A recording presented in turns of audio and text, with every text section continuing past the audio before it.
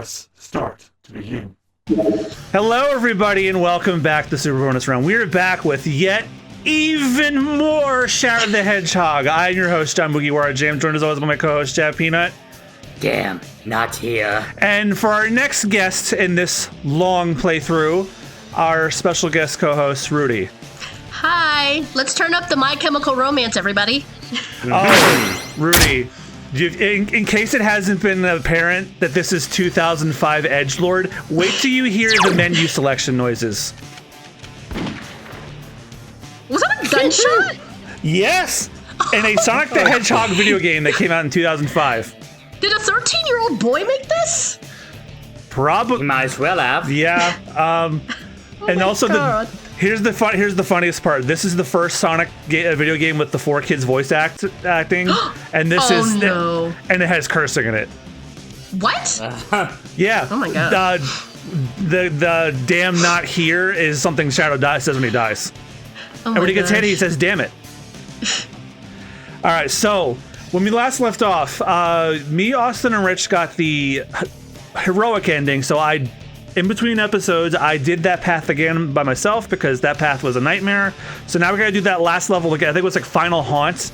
We have to do that, but get the villain ending. So let's not waste any time. This is like AI the Somnium Files. The truth is hidden in my memories. I think at least that one knows what it's doing.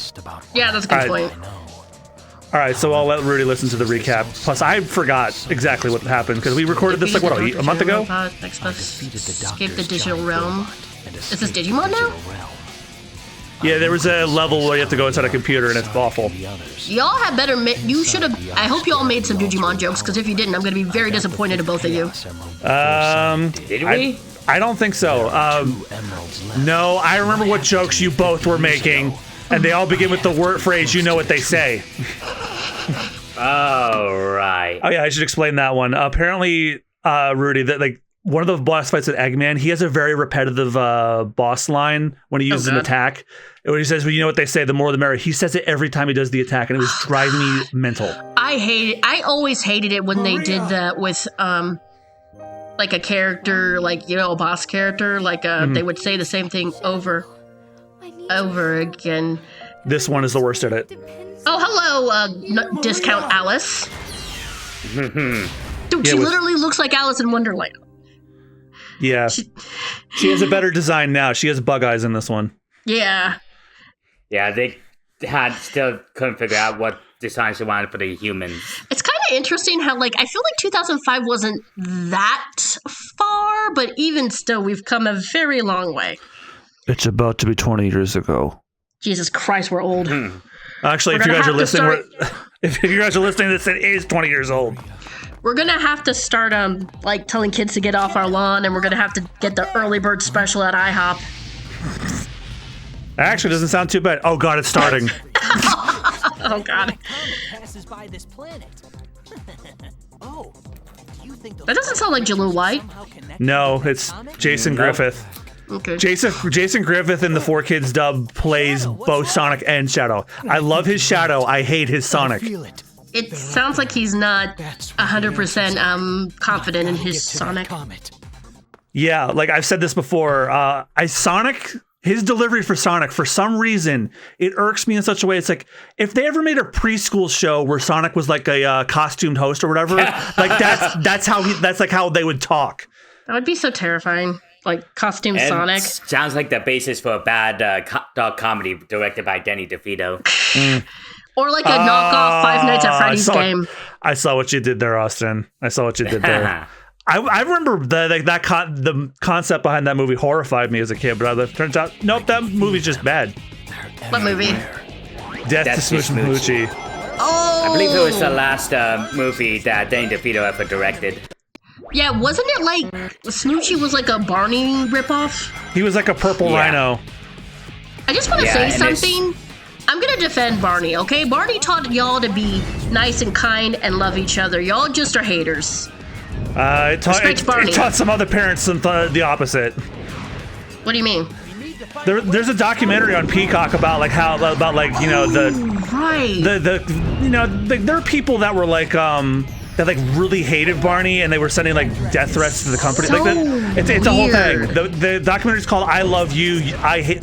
It's like, I hate you, you love me. I think it's called. Yeah, me and Jad talked about that on our podcast, but like, of all the things to hate, a freaking purple dinosaur that teaches kids how to use their imagination and says "I love you." It's like, come on. Yeah, why not the What are we doing? Teletubbies, which is actually brainless? Shadow, try going up. Also, the Yeah, I'm- Teletubbies I always found a little creepy. Creepy. There's Yeah. also Yeah. actually a banned episode of the Teletubbies because there was this like cutout of a lion and a bear. And they had a little like show thing at the end when it's like you hear this voice saying, I'm the bear, and I'm coming. But the voice of the lion was so fucking creepy. And it's like trying to find the That bear. sounds like a Pornhub video title. Oh God. the I'm lion. the bear and I'm coming. Oh, Jesus Christ. God damn it, Jed. I'll send you guys a link to a video that describes it in full. But, it's the guy who actually helped me find some of the stuff that we're reviewing on our show. Recently reviewed a movie called Strings, which is it's supposed to be like a fantasy epic with marionettes. Yeah, dark fantasy where everyone's a marionette. And if the strings get cut, they die. The only problem is the marionettes, the only thing that doesn't move on the marionette's face is their mouth. The eyes move, but the mouth, nope. Don't like that. Don't like that. Yeah. Oh, by the I like way, Oh, that's right. I'm being hit with a vacuum gun. So we said this off recordings that Rooty, you said you've never played a Sonic game before in your life, right? Okay, actually, I did play a little bit of a Sonic game when I was younger. Do you guys remember how, like, Target used to have those consoles for you to try out games? Absolutely. I love those. I can feel Yes. my spinal disc slip out when you said that. I played a little bit of one of them. I think it was on the Sega Dreamcast. So I have. It was one of the tiny adventure little ones then. bit. Yeah, probably. Which when we're done with this nightmare that we promised to people, we were thinking about having you on for an adventure playthrough because you're the only person we know that we can think of that has never played the Sonic Adventure games. Yes, I'd love to. Yeah, because see- especially after Sonic 3 got me in a mood to want to replay Sonic Adventure again. So I've also found that on Steam they have a bunch of the old Sonic games. So Oh, yeah. I'm very lucky because now I can, I've been doing this thing where I'm playing a bunch of games that I never got to experience. Like I just bought Bayonetta. I'm Yep. gonna buy the Resident Evil games, Because I didn't get a console until I think I was like in middle school and I got a PlayStation. My mom and dad were not the biggest fan of video games. My mom didn't like video games either, but now my mom plays Pokemon Go, so it's really really funny. The one who gave me the See, most when grief for I- playing Pokemon, now she plays it more than me. Haha. See, when I have kids, if they want to like consoles, like that'll be something for like your birthday. I'm not just gonna randomly get you one. But yeah, I'm gonna see. I always like when I was young, it's like I'm gonna be the cool mom. I'm gonna let my kids play video games, and that I am still gonna do. But like there were other things where it's like my kids are not getting an iPad. Nope, they can wait until they're 18 and they can get one themselves. And Coco Melon's banned. Yes! No frick. Okay, I gotta go on a rant. So, Rooty is a daycare teacher. And when we have iPads that we use at work to take pictures of the kids so we can send the pictures to the parents, we use it to document how much they ate, their nap, and we also play music. When Miss Rooty has the iPad, there is absolutely no Cocomelon. Even if the kids ask for it, I say no. It's like, nope, we're going to listen to something else. We'll listen to the Wiggles. We'll listen to Sesame Street. We'll listen to the Bluey soundtrack. We are not listening to Cocomelon. Yeah, that's like the one thing where Cocomelon you can is say, bad. you can watch your brain. I'm like, well, yeah, it does. Yeah. All the teachers hate it. We all agree, no Cocomelon. My nephew is obsessed with Sesame Street. Oh, thank God. And I'm responsible for his obsession, as much to my mom's dismay. Like, we were trying to... it was when he was very little and started watching and learning stuff.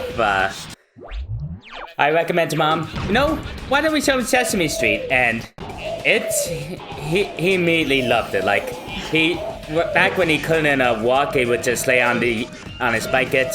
Every time they did the Left the Day song, he would just move his arms and legs like he was swimming. Aw, that's Awesome. so cute. And it got to the point where, now that he can walk and grab things, he always grabs the remote and hands it to my mom, demanding Sesame Street.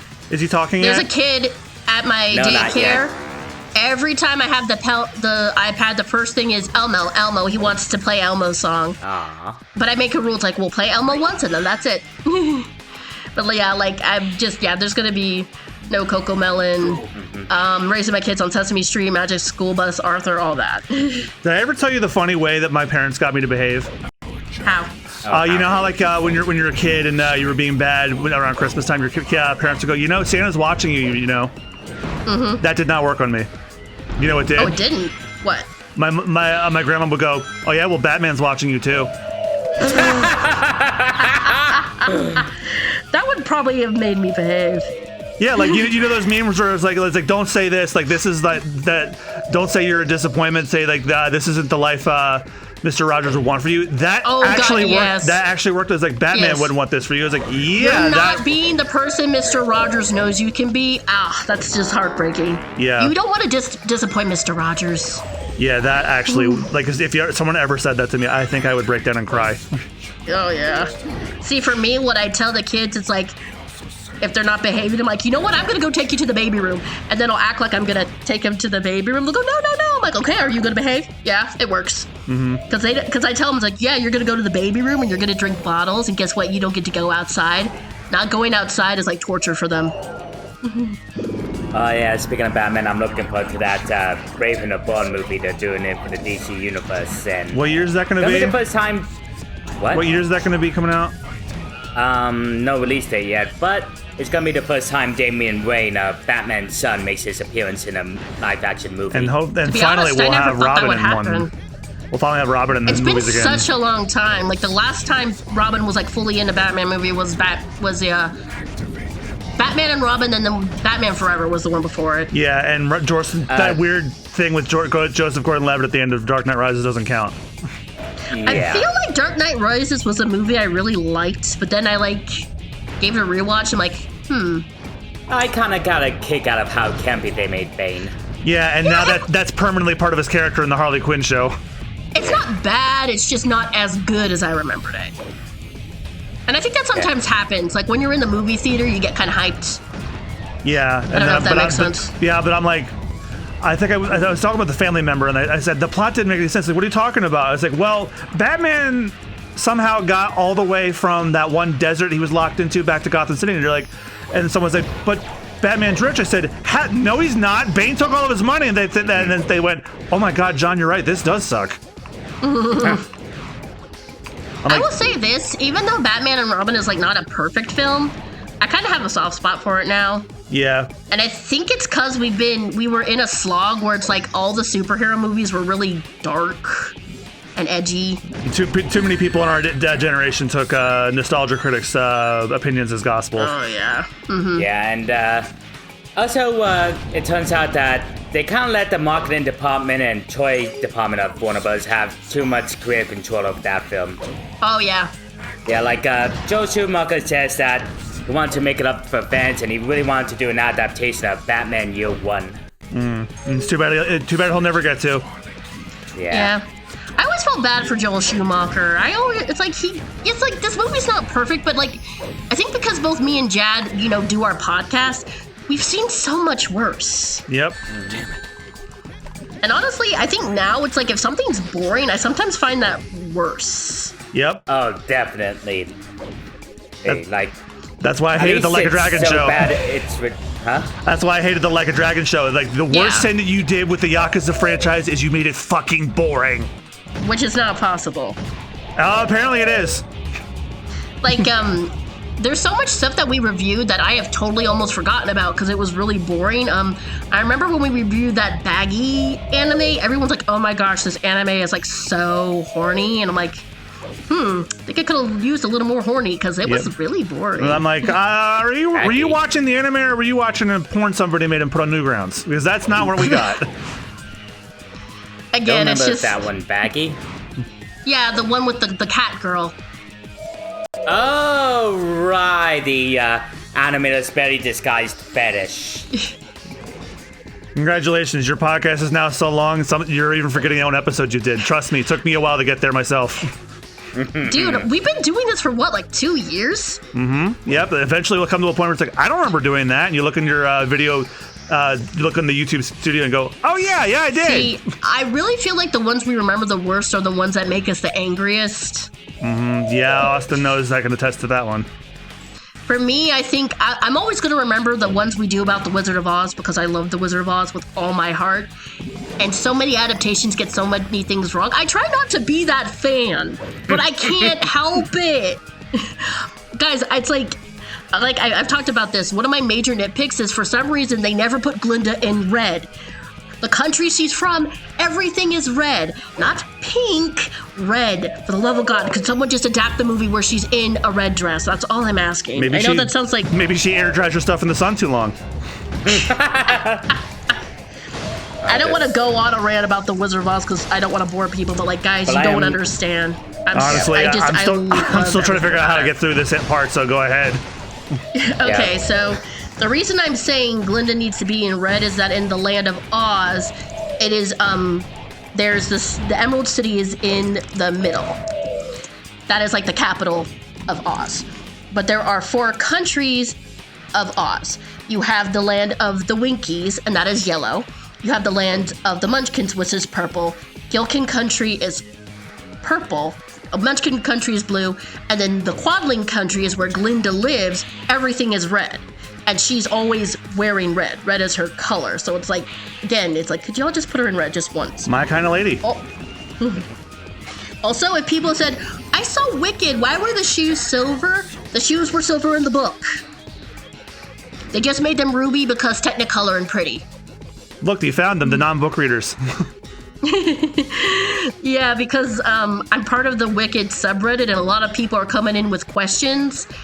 And I don't think they realize that the Wizard of Oz movie was based off books. Because a lot of people are shocked when I tell them that. It's like, yeah, there's an entire series of books. Yeah, this is before everyone realized, oh, there's books where it adapted into movies. Bless you. Yeah. Thank you. Like Frank L. Baum, I think, wrote The Ultimate Power. Yeah, this really is a 13-year-old boy's edgy fantasy. But I like this power because it lets me skip the level. I think Frank L. Baum maybe wrote about 12 books in the Wizard of Oz series. I can't remember. See, when he passed away, they continued the books because they were extremely popular back in the day. But like, yeah, there's a lot of books. He was originally going to just have the Wonderful Wizard of Oz be a standalone, but so many kids loved the book, and he got like a letter from a girl who called herself Dorothy, and he's like, oh, I can't say no to kids, and so he decided to write more Oz books.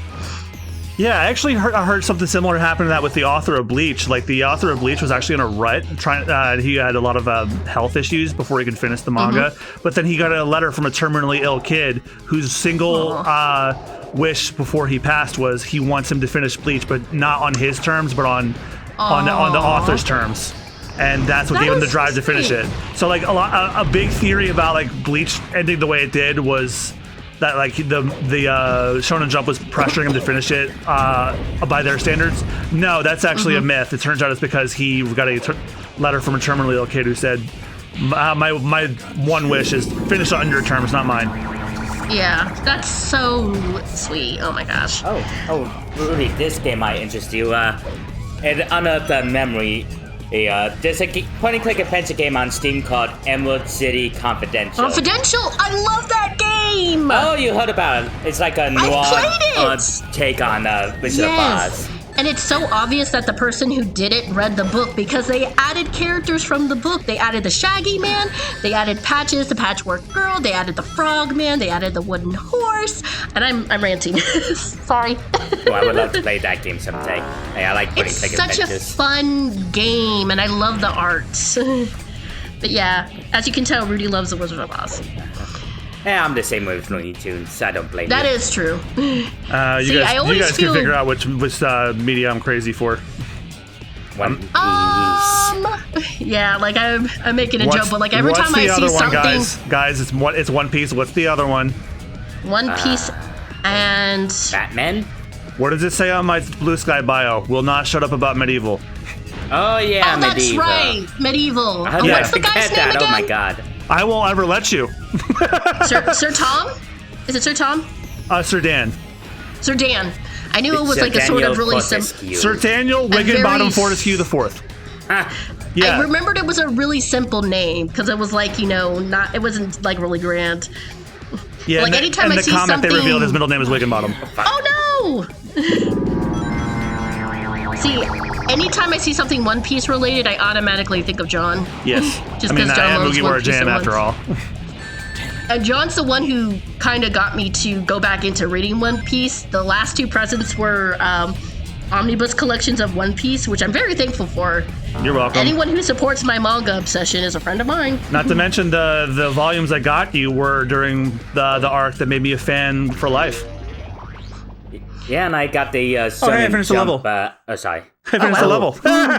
Yay! That was so much easier than the hero one. Holy crap! Someday I gotta get around to reading Demon Slayer. Not only did Rooty got me books, but just on the Shonen Jump app. Also, Demon Slayer is over. Yep. Oh. Yeah. The manga's over and the anime is over. No, the anime is about to be.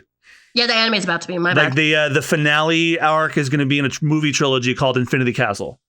Also, Jad, I'm just going to give you a heads up. Don't get attached to too many of the characters. No. Oh, no. Yeah, that depends on who you're getting attached to.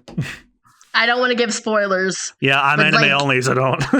So, see, I'm watching it with Sushi, my bestie, and I guess Sushi wasn't aware of, like, how brutal it was, because they were, like, genuinely shocked at, like, the first episode. Oh, yeah, the first episode. God damn it, it's Diablon! Shadow, why are you siding with those black creatures? Sonic, stop it. With them. You're joking, right? I'm just siding with whoever goes up against you. This time you're going Weren't down, you guys Sonic. working together? If that's how it's gonna be, Shadow, because we were on the hero bring it path, on. and then we switched to the dark path because we need the dark ending on this level. What's that thing behind? Diablon. So that's being piloted by the leader of the military that blames Shadow for the death of Maria, the girl you saw earlier. Yeah. And I don't know if have you seen any of the live action Sonic movies? Yes, but also I feel like as a nerd, everybody kind of knows. I knew the Maria thing through, I guess, osmosis, kind of. So I think the movie's going to be on Blu-ray by the time this comes out. But and then this isn't a big spoiler, but the Olive Garden guy, he's that character in the robot we're fighting right now. Oh, okay. He's like a different take on him, but he is that guy because he's he's Maria's best friend. Wasn't Maria sick? Yes. Yeah, there's a lesser-known subplot where she was infected with a mysterious illness known as NIDS. NIDS? Space AIDS. Oh, that's right. I remember that from Dubas Goobus, where he had Sonic come in and he said, "Hey, Shadow, what's going on?" He says, "My sister has space AIDS." Funny enough, they decided never to reference it in future recent medium. Yeah, not even referenced in Sonic 3. They're that ashamed of it. Yep. Yeah. I mean, in the RT comic adaptation of Sonic Adventure 2, it's actually used as a plot with Bunny the Rabbit being infected with the same illness. Oh, that actually reminds me, because I've said this a million times on this playthrough, but since this is Rooty's first episode on it, the director of the Sonic movies is the cutscene director for this game. Really? Yes, Jeff Fowler. When we get to the credits, you'll see it. How did he get the job to direct the movies? Good question. I guess he just maintained a good, healthy relationship with Sega. Probably. Yeah. And I was reading that for Sonic 3, when it came time to write that movie, they actually started with Shadow's backstory first, and then worked around it. Did he direct anything else beforehand? That's a great question. Good question. Wikipedia. Because the only portfolio I know of him is he did the cut. He did the oh shit. He did the cutscenes for this specific game. So yeah, he's responsible for the scene where Maria gets shot in the opening of the game. Was he told to do that though? They didn't tell him no. That's really? My take on it, because it's in the game. Well, see, the thing is I have a feeling they might have told him to be like, hey, be as dark as you possibly can. Yeah, that's the vibe I get. I mean, you karate chop Eggman to death. Well, like, and that's my thing is a lot of times I try to sort of be fair with, like, directors and people like that because they can't always say no. Mm-hmm. Like, it turns out, like, M. Night Shyamalan, a lot of people gave him crap for the Avatar movie being bad, but that was a lot of the producers, like, interfering. Executive And meddling. the reason the girl who plays guitar is so bad, I don't think she had ever acted. Her dad is a super rich guy, and she was like, "Daddy, I want to act," and he just like said, "Okay, put her in this movie," but she doesn't know how to act. So nepotism. Well, one actor sorry. from that movie did get a second chance, though. The girl who played what was Sokka's girlfriend's name that turned into the moon? Yue? Yes, Yue. She is Asami in Korra. Oh wow. Yep. I forget her. Awesome. I forget her name. It's like, God damn it! I'm Seychelle Gabriel. And Dev Patel's still working too, but I feel like Dev Patel kind of picks and chooses what he does. Yeah. He won an Oscar. He'll be fine. Oh yeah, he'll be fine. Not to mention he's crazy talented.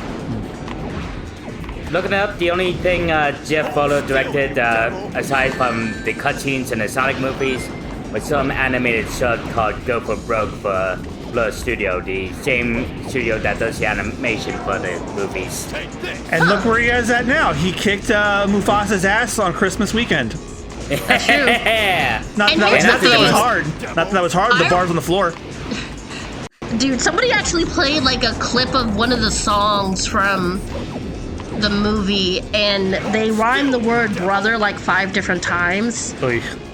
And here's the thing, like in Moana, in the song How Far I Go, she rhymes island like a few different times, but like I hate that. works. I hate that. I love Moana, but I hate that part of that song. Thank you. But that song still works. But the song I was listening to, I'm like, this is really bad. And I felt bad for the kid singing because his voice is good. But the song was just like, it was missing something. And it's Miranda, who also did the music for Moana, so I'm like, what? Maybe he just had an off day, I don't know. Or a gambling debt. Yep, in the domestic box office, Sonic 3 is still kicking Mufasa's ass. But Still? the same can be said for the international box office. Yeah, because Mufasa was released internationally first. Sonic wasn't released internationally till Christmas. Plus, Sonic is not as big in Japan as it is in America. Yeah, but also I think another thing is just, we know at the end of the day that Mufasa's not getting any awards. No. It's like, that's the thing, it's like, I feel Disney's like, hey, we let's... might give it one in our little project coming up. Oh yeah, that's right. See, like, my thing is I've said this before, I feel like Disney wants to get the money, but they also want accolades. Well, it's like, well, then you have to actually put some effort into what you're making. Yeah, like there's two who focus on branding and franchises who actually... Did you guys remember when they thought Ralph Breaks the Internet was going to win instead of Into the yeah. Spider-Verse? Yep. That was so fucking funny. Yeah, I thought That was hilarious. That was great. Because they had already prepackaged the Blu-rays with like the Academy Award winner. Oh, God. who won that year? Was it Spider-Verse? Yeah, What- the first Spider-Verse one. Yeah, that was 2018, right? And I think it had been like maybe 10 years since a non-Disney or Pixar film had one. Yeah. Let's see, what won? Let's see, who won? Yeah, it's gonna be. Hold still, They you decided to devil. delay the nominations for the Academy Awards this year because of the wildfires. Yeah. Oh, that makes sense. They might even push it back because of the wildfires. Yeah, a lot of major celebrities have lost their homes, and I actually even know people. You know who lost their home? James Woods. Who cares? Fuck you, James Woods. Well, I was having a conversation with like look, I hate to be like to like echo the shut up and dribble thing that like Laura Ingraham once said, but it's like James Woods. I'm like, shut your mouth and just answer the phone when Disney wants you to be Hades of Kingdom Hearts. Exactly. Oh, last year a non-Disney or Pixar animated movie won the Academy Award. Yeah, that's right. That the was Boy Heron. and the Heron. Yep. Oh yeah, by the way, we beat him. Yay! Bye, robot. Also, the first Studio Ghibli film to debut at number 1 in the box office in North America. All right, I think that's 6 endings now. No, it's Rating E. yeah, which is the worst. Because it's Why does that alien look like an evil starfish? that is the villain of the game, Black Doom. It's his like projected eye. Wait, hang on. What's his name? Black Doom. Are we sure this wasn't written by an edgy 13-year-old? I'm fairly certain it was, if you hear what the humans refer to the aliens as. They keep calling them black aliens and black creatures. Jesus. Yeah, the script aged like milk. I've got all the Chaos Emeralds. Okay, I hate to be this person, but why do they call them emeralds if they're all different colors? I didn't think Just you had sounded it cool. in ya. He's really nonchalant about being defeated by Shadow. Yeah. So what is he gonna do now? I'm Shadow the Hedgehog, and now I am the most powerful hedgehog in the world. Jesus The power Christ. of these emeralds makes me invincible. I am the ultimate hedgehog. This is who Okay, I okay. am. Yeah, at the end of every ending, he gives like a little declarative speech that gives you an idea of like what he believes he is. So like, the previous ending we did, he got the we're like the most heroic, but like now we went full hero until the last minute. So now he's just like, well, now I'm just the most powerful. Oh, I love this song, but I don't like this version. Wow. I can tell why this game did not do well when it came out. All right, so that was ending number 7 or 6 or 7. All right, where's Jeff Fowler's name? I'll skip the credits when we get past that. Oh yeah, this is the famous scene that everyone references, where Maria gets capped. Why the hell would they shoot a child? You think that's bad? Sonic fans are so insane. Correct. Sonic fans are so insane that at all of the concert performances where they play the theme song to this game and they show that cutscene, they cheer when Maria gets shot Why? because they're insane. Yeah, I always heard that the Sonic fandom was kind of a nightmare. It's one of those things where you sort of like just only hang out with your friends and don't associate with others. Blur Not to Studio. mention all the porn. Oh God. Jeff Fowler, right there. There he is. All right, we're gonna see this cutscene again anyway, so Heel Cannon. Also, what's his name? Ken Penders. we don't talk about yeah. him. Yeah, the Like we fandom don't talk hates about him. Bruno. Yeah, except Ken doesn't rhyme with Bruno. It doesn't match the melody. All right, No so one likes Kenny Penny. so Don't call him Austin, that. should we do our next run of Westopolis now, or should we do that next time on the Super Bonus round? Oh, how long's it been? 32, almost 33. Oh shit! Yeah, next time is Super Bonus round. Next time on the Super Bonus round, it's time for playthrough number. Oh god, I've lost track. I really have lost track. No, I want 1, 2, 3, 4, 5, 6. Playthrough number 8. So thank you guys again so much for watching. We'll see you guys next time. Bye bye. Bye. Bye, and remember, I love you. Aww. Shadow doesn't look moved by that. Well, I wasn't talking to Shadow.